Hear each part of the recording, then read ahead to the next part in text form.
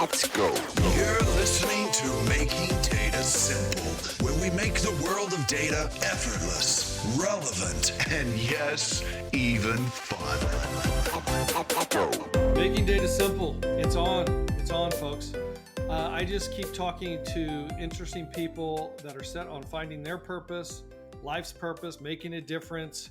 I just happen to be recording it, so hopefully everybody can take advantage of it. Today is no different.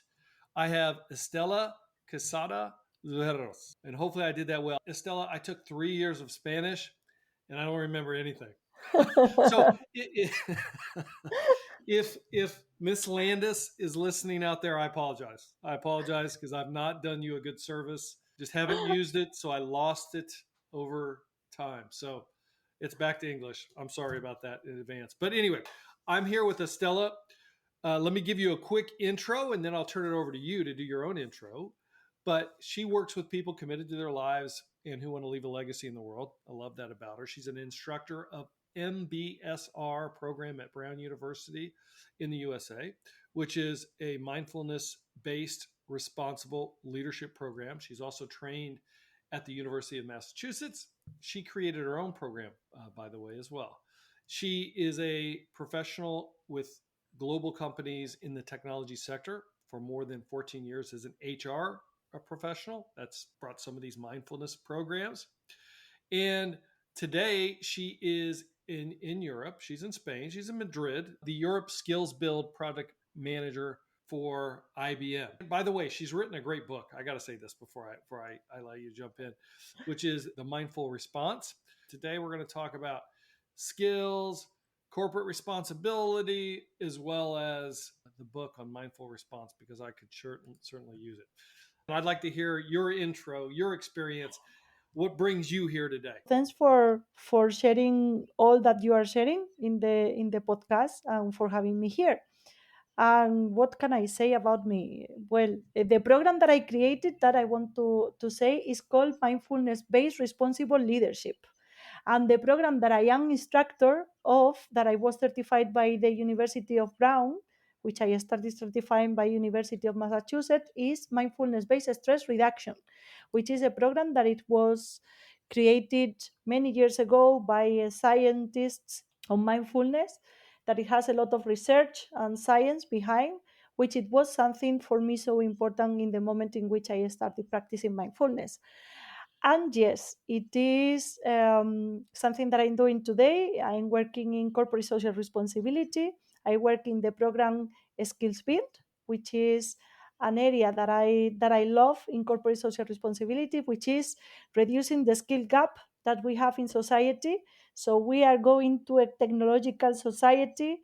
Sometimes there is a gap between how quickly technology evolves, and the skills that we have as population or people being able to work in a job environment that is changing every couple of minutes, right? So that's what we are doing in Skillbit. So, and I have the pleasure to be now the project manager for Europe. So I'm working with NPOs, NGOs that are supporting learners to reduce that gap, especially for those vulnerable population that do not have access to those skills that some people like me or you maybe are lucky enough to be able to acquire, and to be able to pay for, to work, right, and to have a better job and a better opportunity in society. So yeah, that's a little bit about what I do.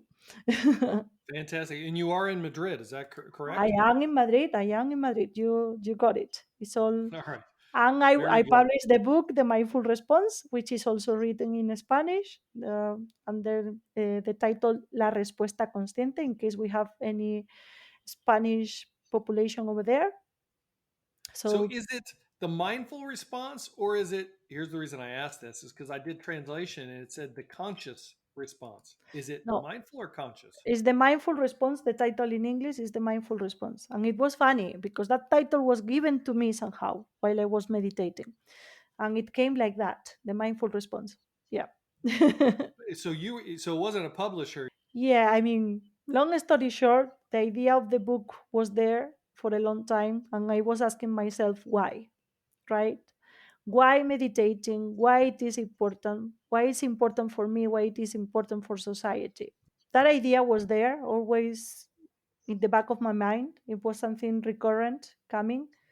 And one day, while I was meditating, it was very clear to me the answer to this question of the why. Because why? To improve my health. Okay, good, fair enough. I improve my health, but I'm okay in terms of my health now. So why? So why to behave more ethically? Yes, but why? Why do I want to It's like the work? five whys. So Yeah. why?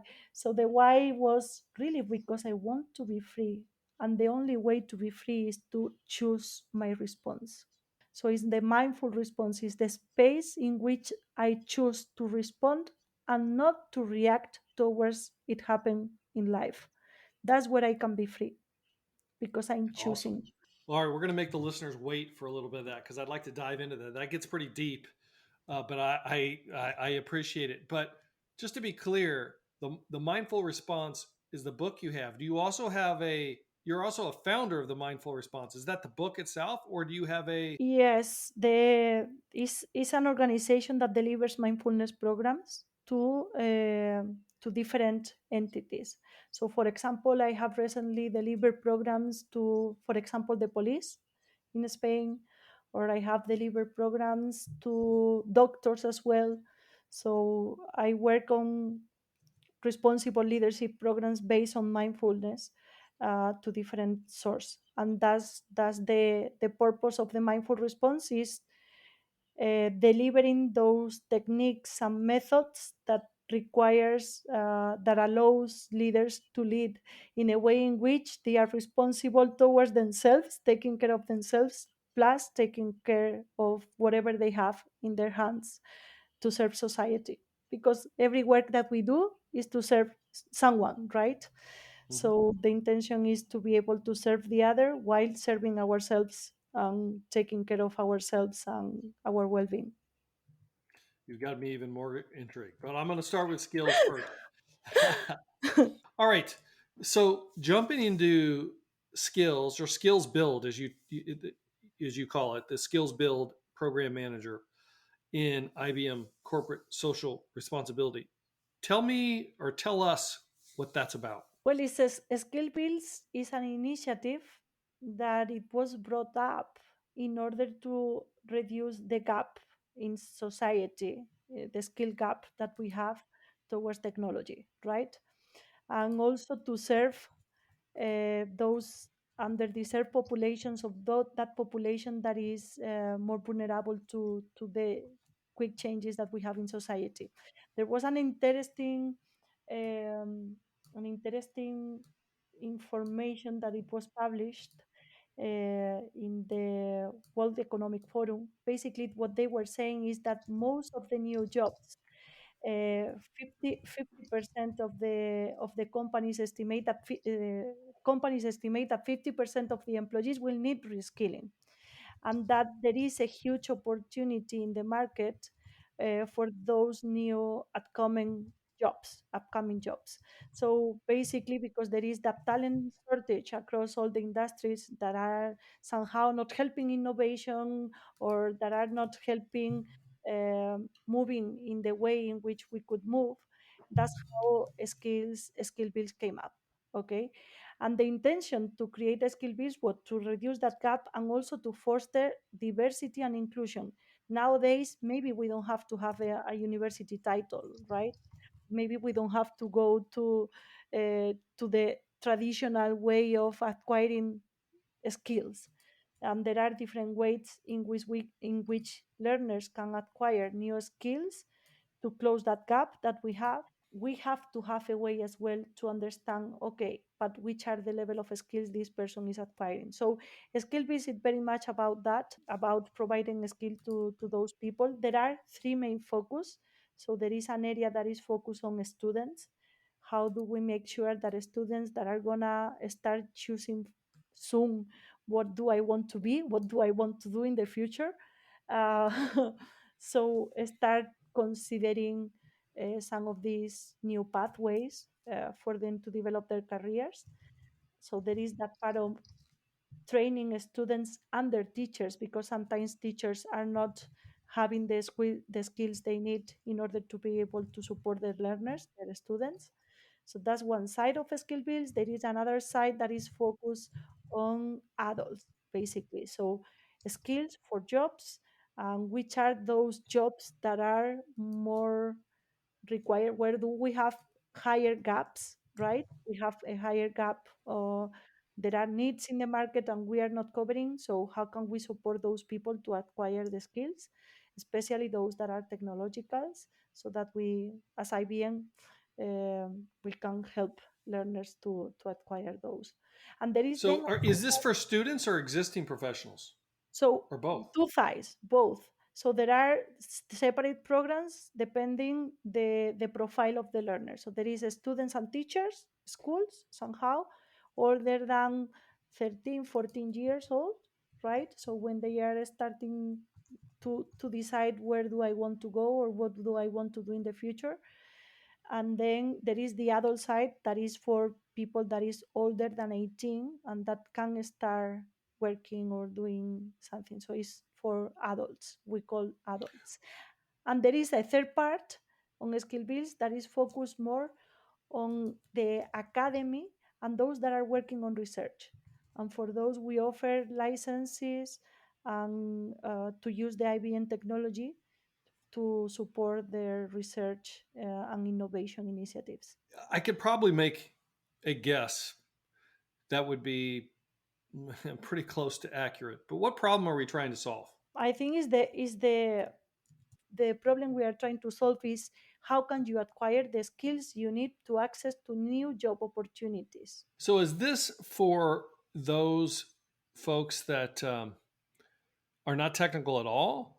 Or is the problem, given the change in technology we've seen, and I hate every answer being AI, but Mhm. is it because of the transformation to AI that we've got to motivate that transition? And is this for the benefit of society, or is it, quite frankly, for IBM, by example, to get Mhm. more talent or to bring on more talent to help No, with our technology? in this area we are not. I mean, the programs we delivered are programs that are short, specific, focus on vulnerable population. We are not looking for reskilling or finding people for IBM. We are really focused on serving the people. I know it's weird because the first time I said, of course, IBM, the name, just because we are serving these people, IBM names is there, right? And is associated to something that is positive towards society. So there has to be a benefit somehow around that, around the IBM name. But we are not looking to train people to make them IBMers. The intention is to see where do we have a gap, and then we have very different profiles. So sometimes we are working with senior people, let's say people that I have been working all this time in a new in an area or in a topic that is no longer existing as I was working on it. So I need to reskill myself, otherwise I don't have an opportunity to continue working. So, and that can happen to many different industries. So I sometimes give the example, you can be a person working in corporation on economics, but now you are not going to make decisions in the same way you were doing it before. You will have to understand a little bit on data analytics, for example, because you are going to have to start using the new technologies to make decisions in a different way, for example. Or you can be a person that is a techie, right? I don't think techies are having the best profile for skill builds. Maybe they can, because so you want we deliver programs, for example, on web development, that there are a lot of needs in the market. So you can go and understand a little bit what it means, and you can even create your page. And that's something we are going to help you to understand how to do it. Or Python, for example, we are teaching people on how to use Python. That's an initiative we are launching in Spain. Or we have various programs, but all of them are focused on the needs of the market. And we are not using IBM technology only. Of course, when we talk about data analytics, we talk about IBM technologies, but we talk about other technologies as well. So it is really based on what the market needs. And actually, we are doing partnership with organizations to try to see, okay, those people that are completing specific programs with us, can you help them maybe to find a job, or maybe to at least see if they could have an interview with an organization that could require that level of that profile, that type of profile. So that's something we are doing as well. And So many this times, is a pure social investment. completely IBM social impact. This is all social impact, and that's why it's corporate social responsibility, and that's why it is prohibit any learner to pay any amount for the programs that we are delivering. It's actually IBM investing on organizations to deliver the content or to facilitate. We have what we call administered cohort or facilitated programs where the learner is going to have someone to go and ask questions. Look, I have been using this platform. I have seen this content online, but I have these questions. And they can drop an email, they can participate in live sessions and ask their questions. And at the end, this is what we call project based learning. At the end, they are going to present the final project where they are saying, look, it's not only that I took these contents online, but I also learned about this and I implemented a small project to show you that that I learned the basis of these skills. So, and this program is evaluated by our partner organization. They say yes or no. Yes, you acquired the skill. No, most of the time it's gonna be a yes if there is an effort and there is an interest from the learner to say, look, I didn't know how to do this. Yes, so you can do it this way. So we are not here to add problems to the learner, but to ensure that the learner can acquires the skills they want to acquire to be able to use them and help them in the market. And we don't talk enough about it, because sometimes there is a problem that if you talk too much about it, what if at some point in time, a program get discontinued? So sometimes there is this challenge.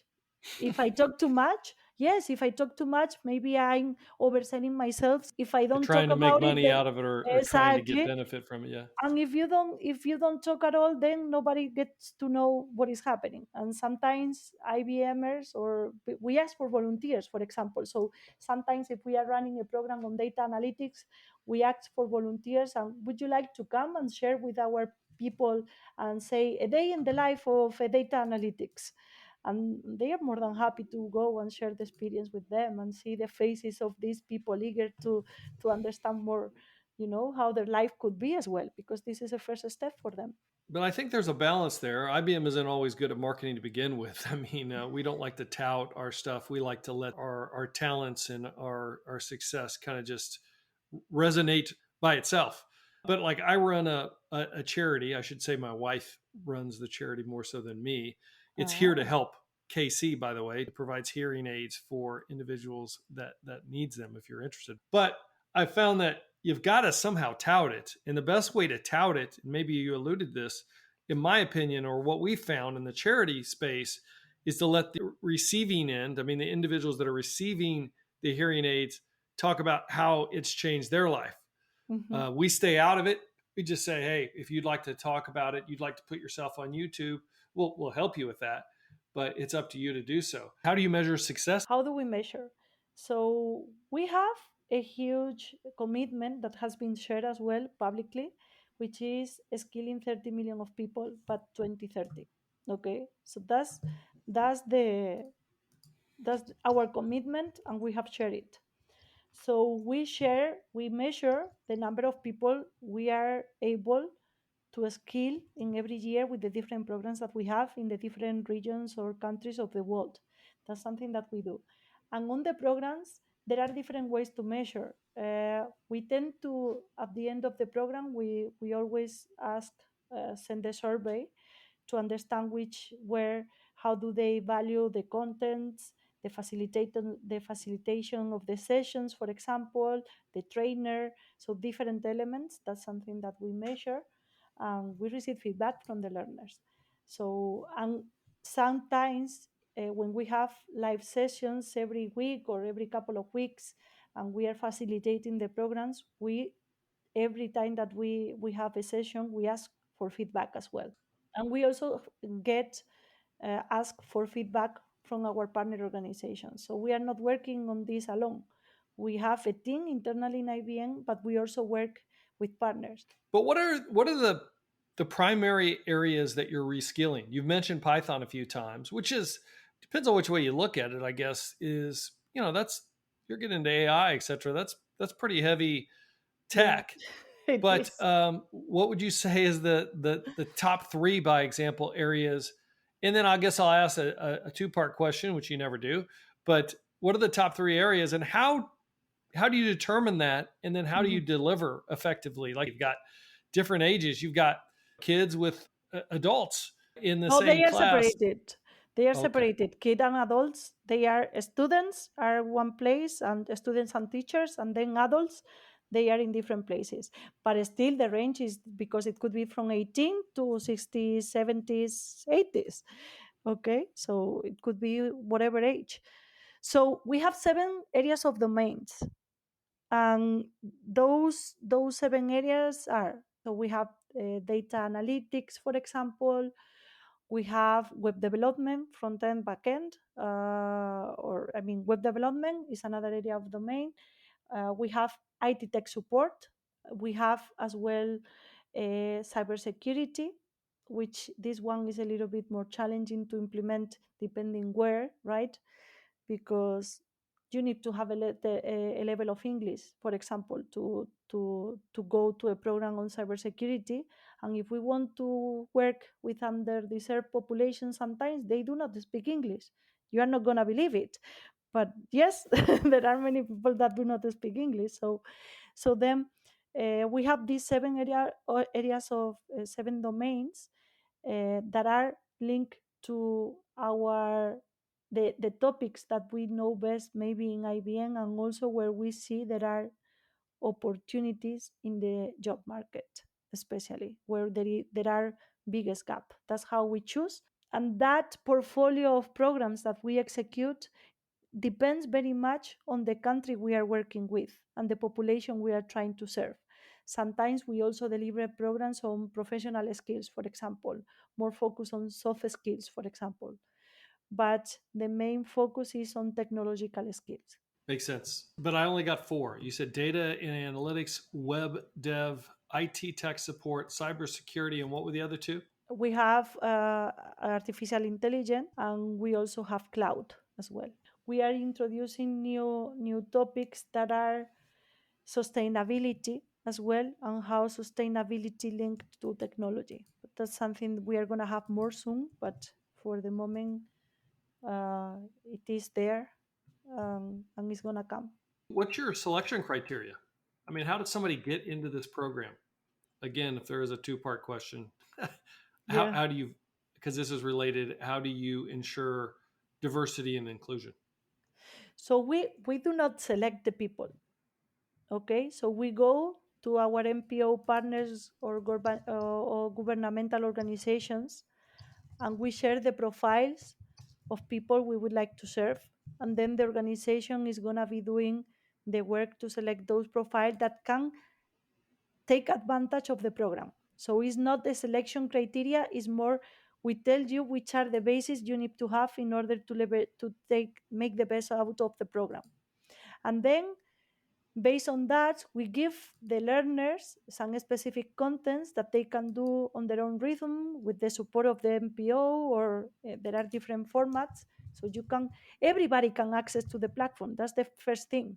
There are so many open contents that are available to everybody. All the people that are listening to us or that are going to listen to us, you can go quickly to skillbuilds.org, and you are going to be able to access to our contents. You can create your profile quickly and access to all the information we have there, and you can take your programs online on your own rhythm, on your own pace, as you want it.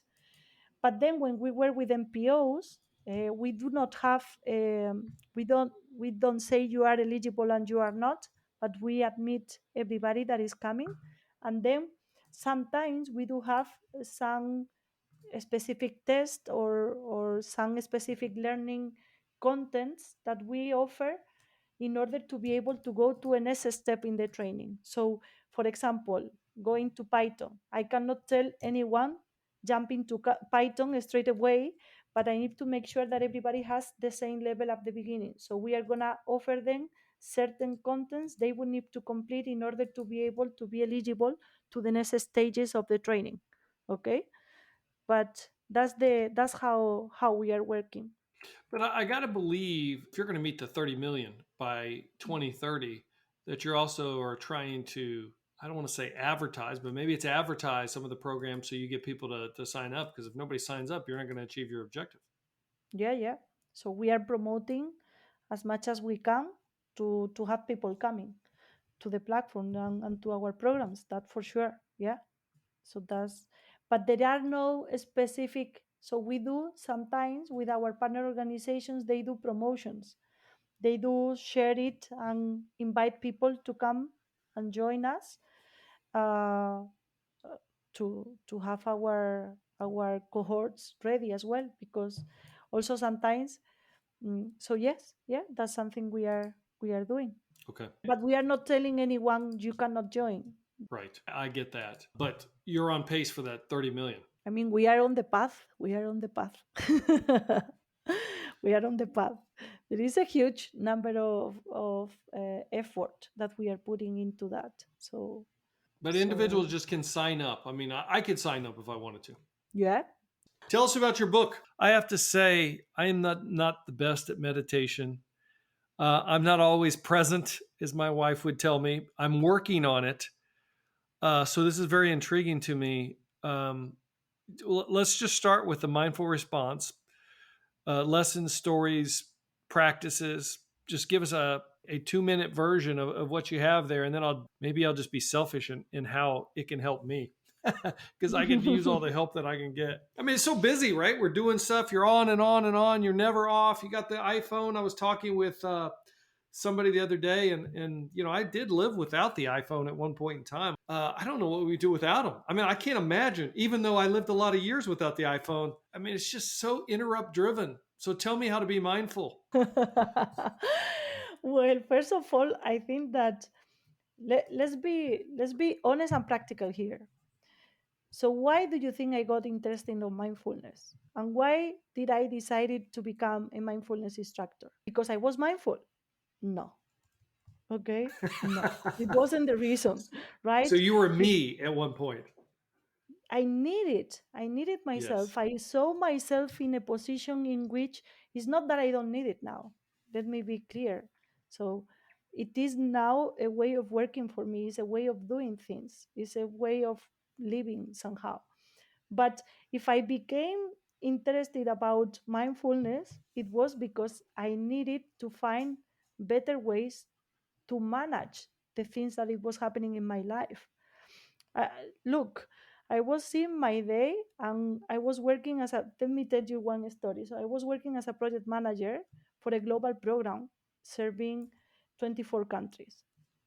And there was a point in time in which I was waking up very early in the morning because I was starting with the people that were in Asia, in the Philippines and Japan, and then continue with the European projects in the middle of the day, meetings with the UK and the rest.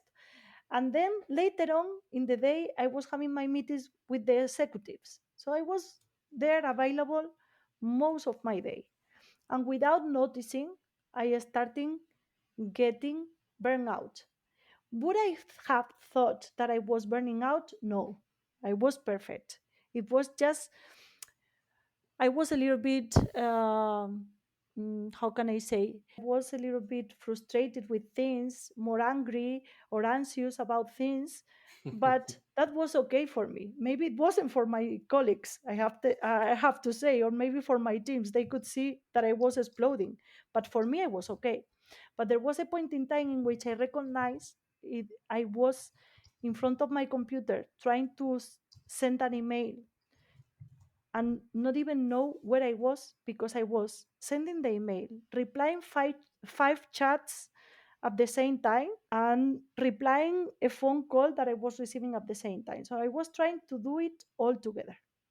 And when I was in that position, I remember one day just saying, look, I'm gonna stop for today because I just wanted to cry or to kill someone. So those were the two options: or I kill someone, or I cry. But Yeah, because let's I not don't do the know, latter. Is it anger, anxiety, frustration? Are those the I didn't know what it was happening, but there was something that it wasn't working in my life.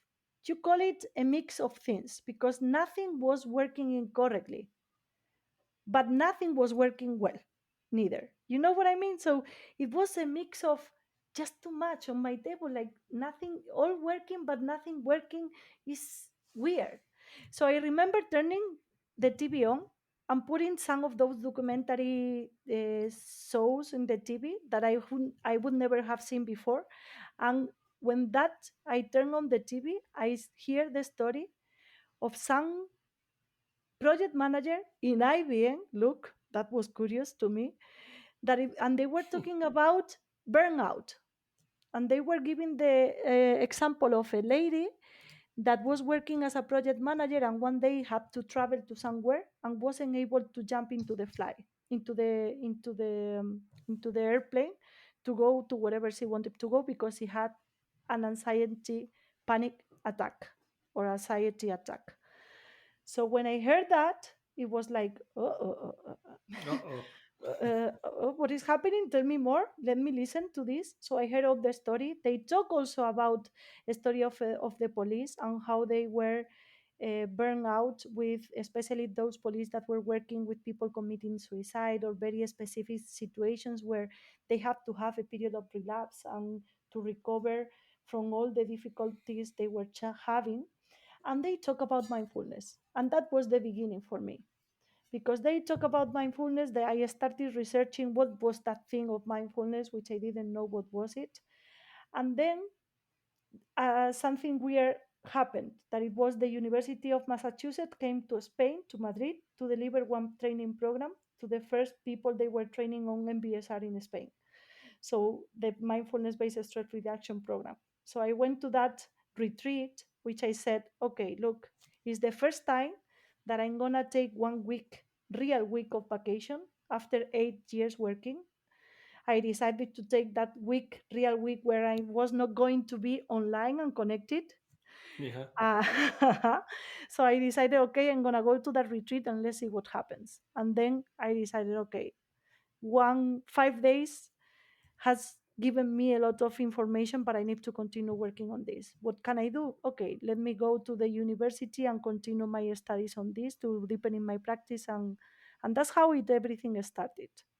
Because there was something that it didn't felt right in my life, and because I saw that documentary with someone that was experiencing something, that I said, look, if I don't change, I may be in that position in the future because I'm not smarter than this lady. So change So, your way. in your book, you talk to what tools and Yeah, actions you can take to be more mindful. I know this is a rhetorical question, but is it working for you, and how is it working for you? it is working for me. Thanks God. I think I am married because I practice mindfulness. I think I'm working now. Yes, otherwise maybe I wouldn't be, and maybe I Yeah. wouldn't be a mother, or I wouldn't handle conversations with my little one in the same way that I do it now, or I'm sure I wouldn't be working in corporate social responsibility. So it really changed my life. Um, I'm passionate with the things I like to do, but I tend to choose my answer. So it works to me. The more we have more things to do, the more I notice I need to stop. So this is a good alarm to me, that only mindfulness have given me. And in the book, what I share is what the tools that had helped me and the things that I saw that were working better especially in a corporate environment. So sometimes when we go for long practices, that doesn't work. So I share, the book is a method, is the mindfulness based responsible leadership method, somehow condensated into one book. It's 7 weeks of instructions or practices. Many of them also include journaling in order to understand who I am, who do I want to be. I understood it to be two parts. You tell me if this is right or wrong. One is the mindfulness practice, but with reflective writing. Can you Yeah, talk more about that? journaling. So sometimes it's journaling and sometimes so mindfulness practices are short practices to understand how do I attend the breath, how do I notice my body sensations, how can I recognize my emotions, how can I understand how am I talking to me or what is going on, the thoughts that are going on in the mind, right?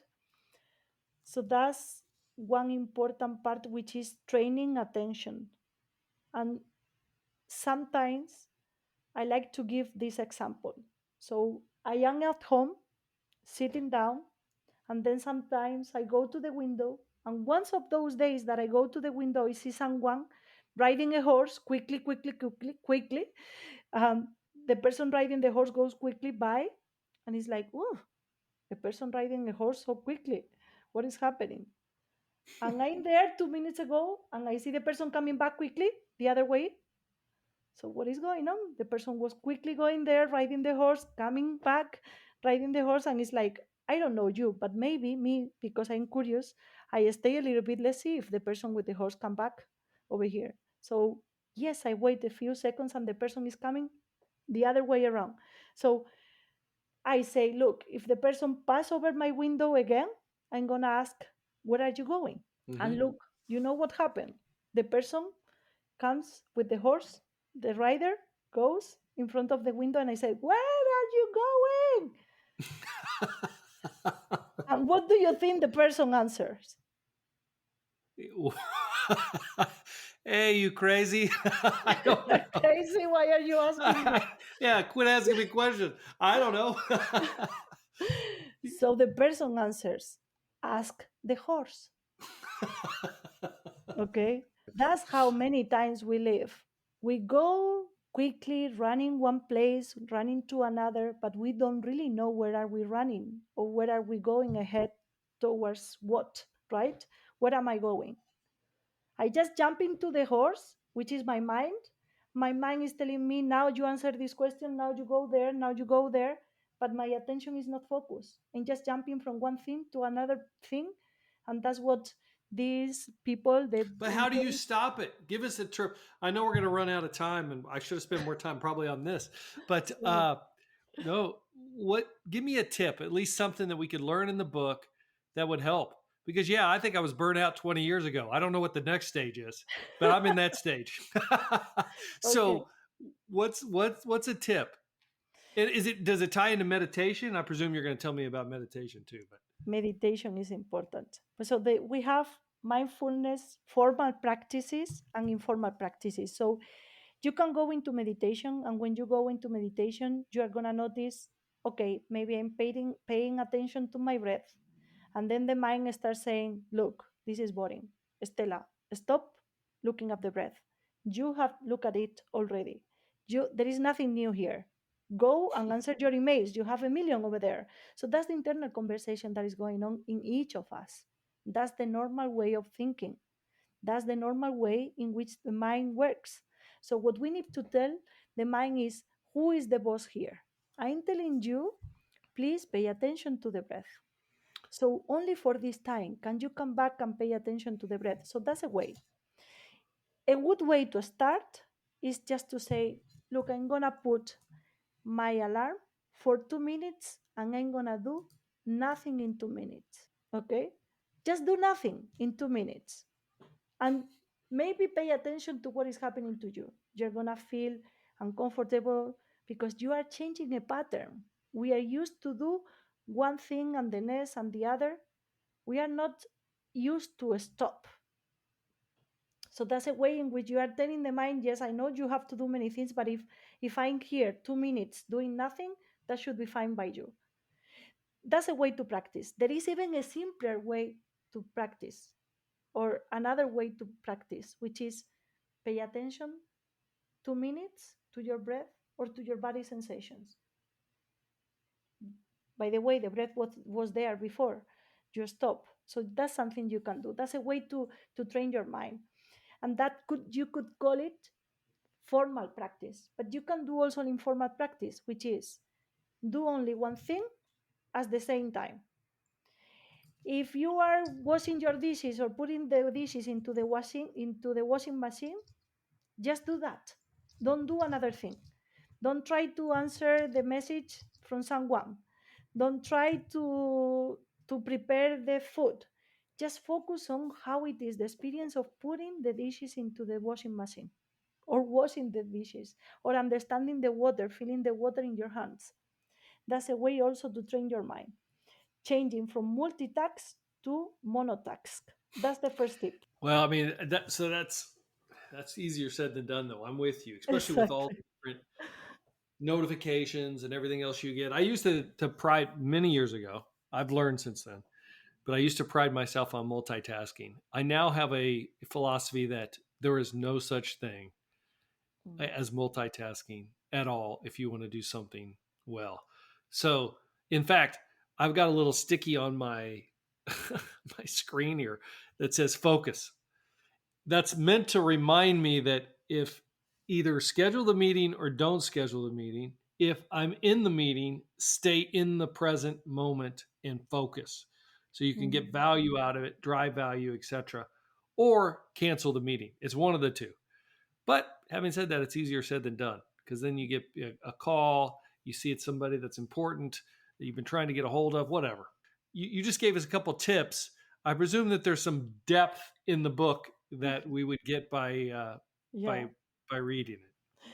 Yeah, so there are 7 weeks of program and 2 weeks that are introductory. So uh, you can go to understand the science. The first part of the book is precisely on more giving information to your mind so that you can trust that what you are doing it makes sense and it is proved by the science. And then there are very many other things that are very practical on writing, on reflective writing, so asking questions that are important, that are gonna allow you to create the environment as well, that are gonna help you to be focused.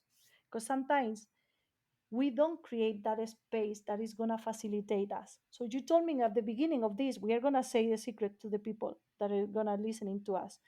Put yourself on so stop the notifications, right? So that nobody's interrupting you while you are here. So that's something we can decide is our response towards interruptions. I can remove all the notifications. I'm removing all the notifications from my mobile, even the pop-ups. I don't want to have any pop-up in my mobile. Why? Because then every time that I take my mobile, I'm gonna jump into the notifications. So someone is deciding for me what do I have to do the first thing that I take my mobile. I don't want anyone to decide. It's gonna be me. If I take my mobile, it's because I want to make a call or I want to send a message. And it's gonna be me deciding how I'm gonna use the mobile. Not the mobile telling me that I need to go to WhatsApp or to whatever or to Instagram, right? So we can make conscious decisions on how to use our technology, how to use and live a life. I got you. I got you. It seems like you're making the right decisions because I know your child is sick and you're taking care of a sick child today. You still found a way to find the podcast, though. Thank you for being here, Estela. We may have to dig deeper and have you on again to more about the mindfulness because while I know some of the practices, I often, if I'm admitting, I don't always take the time to do the practice. Yeah, sometimes I feel like I'm answering questions, important questions, too quickly when I need to pause and take the time out to get it done right. I was reading a book, like I think it was Champions or whatever. I can't remember. You know, the greatest athletes, the greatest business individuals, entrepreneurs, etc., they tend to focus. They find a way to focus and they find a way to say no. Very difficult, but that's what can often differentiate excellence from mediocrity. Anyway, thank you for being here. I'd love to have you longer. Maybe we'll get you back on if you're up to it so we can talk more about Yes, mindfulness. let's stay in touch. And first of all, I want to say thank you to you. And I think just by recognizing that our minds wanders, and that's the normal way that in which mind works, right? That we are not less because of that. We also need to learn how to be kind to ourselves. And that's something that is in the book as well. So that's a path. We are learning, and we are not perfect, and we are not looking to be perfect. We are just trying to increase or improve every step at a time. Only that. So congratulations on your path, and congratulations to everyone on the path that is taking towards growing. 1% better every day. I got it. Yeah. Podcast listeners, thank you for listening. Hit us on almartintalksdata@gmail.com. Love to hear from you. Talk to you next time.